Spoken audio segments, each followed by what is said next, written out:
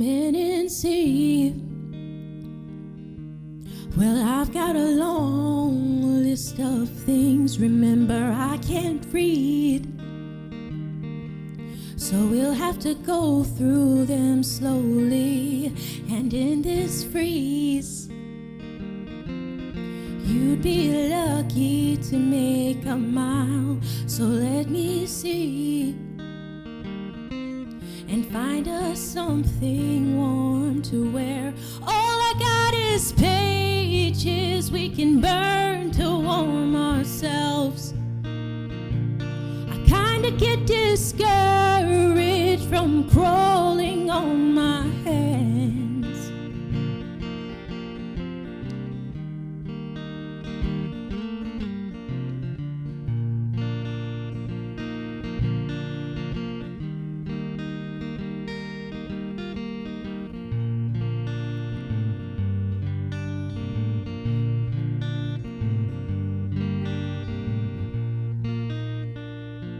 If it feels alright, maybe come over here.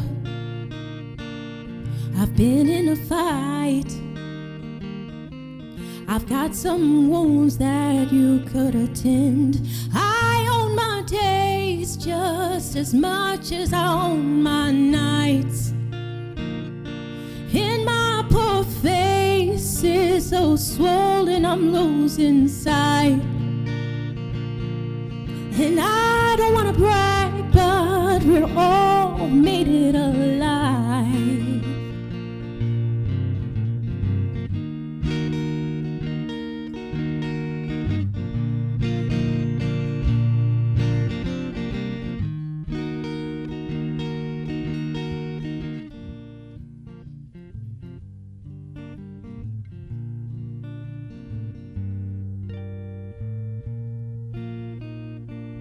Baby, when I come home,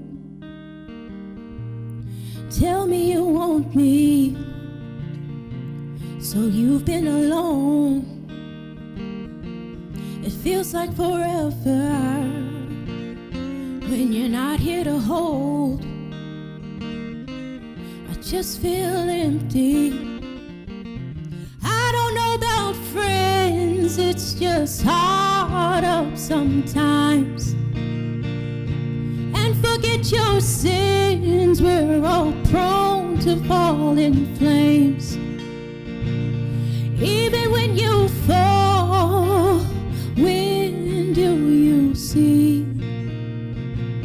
Even when you fall, when do you see?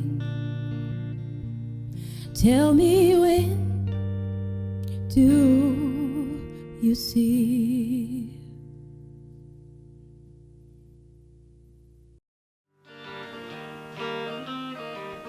Hi, this is KitaP, and you're watching KitaPMusicSessions, and I'm here with my good friend Chris Rozik, who plays the guitar, and we played a song of his choice by Nathaniel Rateliff by the name of When Do You See? Why did you choose that particular song?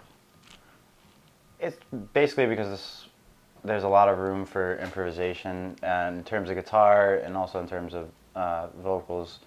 The chord changes are pretty simple, the lyrics are pretty simple, there's not a lot to say. In general, it's as simple as it gets with saying as much as possible. It's just a well-written song. I know that you didn't actually begin on the guitar, so what instrument did you start on, and how was that progression into the guitar? It was a very natural progression. I started on cello at 5th grade, and then I started taking bass lessons because it was four strings, you know, that easy transition. As with a lot of musicians, there's a guitar lying around the house from one of my dad's friends, and I, you know, picked it up and just started strumming the only two chords I knew, and that turned into my parents buying a starter pack guitar, and then that turned into buying like an actual guitar. Going into like your connection with the guitar, were there any moments where you were just really frustrated with the guitar, or it just wasn't connecting, and then all of a sudden you got it? Like, did you have any breakthroughs with the guitar, or, you know, within music? Yeah, when I was in college for music,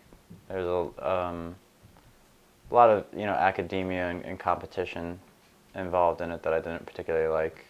The aspect of who's a better player than who can play faster than who's playing the right way, who's doing this, you know, and that's not why I got into music. I got into music because, you know, first of all, it was something that helped me through tough times and wanted to give that back to other people, but second of all, just because, you know, it was fun. From a guitar player standpoint, that kind of made me realize that I don't need to be the fastest guitarist. I don't need to have the best chops in the world. I just need to play what needs to be in the song, serve the song. So do you have anybody in particular right now that you're listening to that's really an influence on a lot of what you're doing musically, or just somebody that you're really into right now that you just can't get out of your head? Alabama Shakes, Father John Misty, and this guy Shaky Graves.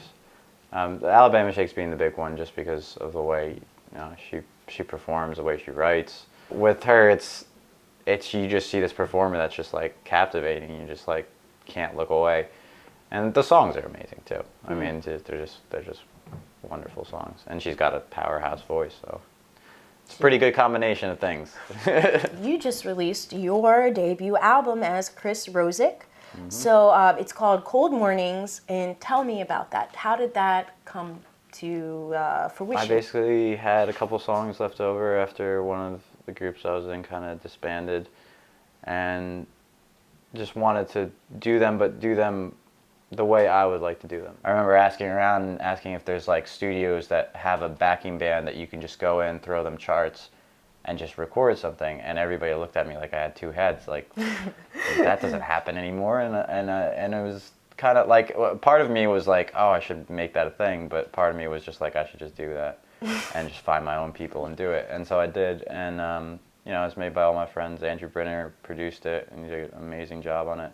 Dave Shelton, who you know pretty well, is on bass, and my friend Alex Ali is on drums, and it was great. What advice would you give younger Chris from what you know now?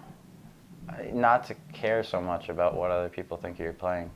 You know, it's something that every musician struggles with, is this, you know, musicians are pretty catty sometimes, and it's, you think that because it's music and you're having fun, that people aren't, like, you know, pardon the phrase, up their ass about certain things, but they are. If you know you're working and you feel proud of what you're doing, that's the only thing that matters. Where can we find your music? You can find it at chrisrozikny.bandcamp.com, and you can also find it on Facebook at facebook.com/chrisrozikny. I have a video out on YouTube called Drink Less, Eat More. It's really good. Well, I love it. The director Maurice Keys did a really great job on it, and it was a really fun time doing it. And you know, my cat plays piano in it, so if you need any incentive to go watch it, that's usually what I tell people. Well, thank you, Chris. I'll be seeing you around. We go way back. So this is Chris Rozik on guitar, and I'm Kita P. This is KitaPMusicSessions, brought to you by Brooklyn Blues, aka UrbanVersionMedia. And happy Black History Month, and happy Lovers Month. If it feels right, maybe come over here. I've been in a fight, got some wounds you can tend. I own my days just as much as I own my nights.